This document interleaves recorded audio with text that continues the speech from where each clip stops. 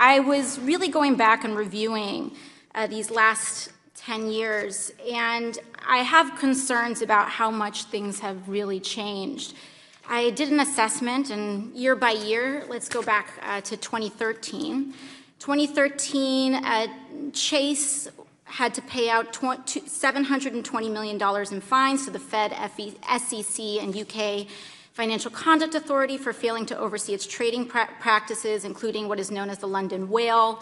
2014, Bank of America agreed to a $16.5 billion settlement to the DOJ and others for misconduct related to mortgage-backed securities, and a $20 million penalty with another $727 million in consumer relief.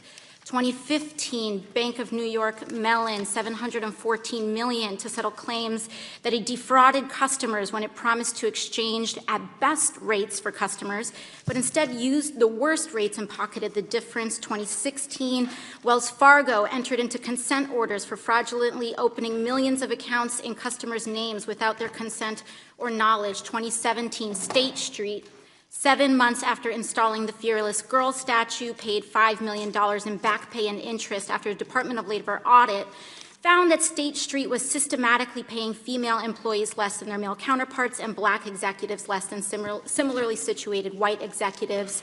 My colleague from Illinois highlighted some troubling connections between Morgan Stanley and Puerto Rico's illegal debt load. 2018, Goldman Sachs began facing lawsuits from DOJ, the Fed, foreign governments in relation to funding bribes and kickbacks to foreign officials relating to raising funds for Malaysia's sovereign wealth fund. Timothy Leissner, the Goldman Southeast Asia executive, pled guilty to various charges and forfeited $43 million.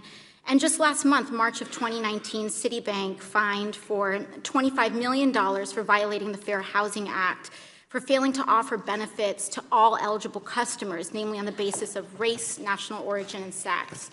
And so I'm concerned here about the potentiality of fines related to misconduct just being incorporated as the cost of doing business. Mr. Corbett, is a cost-benefit analysis that weighs the cost of government fines versus the potential financial upside of potentially breaking the law, does that factor into controversial decision-making around misconduct at your bank? Absolutely not. Okay, in my district, I represent Rikers Island. I represent kids that go to jail for jumping a turnstile because they can't afford a Metro card.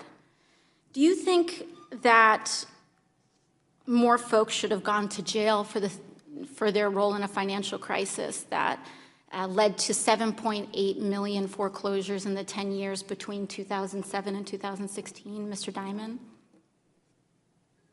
I don't think people should go to jail for jumping a subway. I think we put too many people into jail, and I think if people broke the law, they should go to jail. Mm-hmm. Okay. Do you think that the failure to hold more people accountable for the 2008 crisis is a failure of our legal system?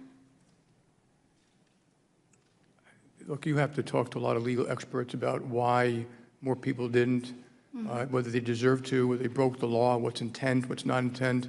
But you have to talk to legal experts about